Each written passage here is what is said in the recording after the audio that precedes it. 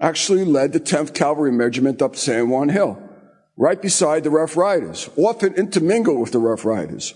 Only racism in America kept that story from being as big as the Rough Riders with Teddy Roosevelt and the whole thing. They performed as well and magnificently. Matter of fact, legend, a story, Pershing told himself, he had already met Roosevelt cursing at some mules in a stream one day, and they'd become semi-friendly, and he saw him just before the assault on the hill. Pershing had moved up from being the quartermaster to literally take charge of the charge, and Roosevelt asked him, I have to find a polite term because they didn't use polite terms for race in that times, but will your blacks fight?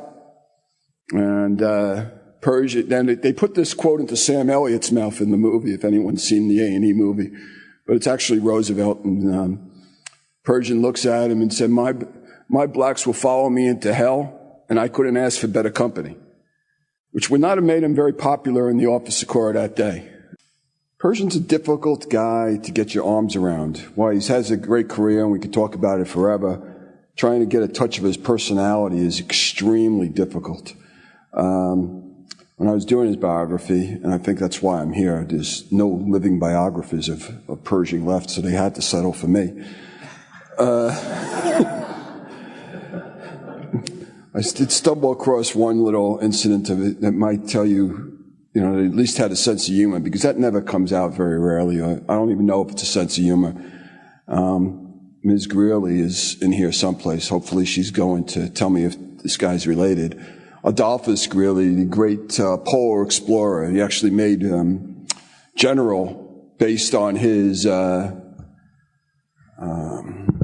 exploring. He never commanded any units. He never did much of anything in the Army except lead polar expeditions, and brought glory and fame to the United States by doing so. But one of his expeditions went particularly bad, and like so many other expeditions of this type, they landed up eating their dead to stay alive, the survivors.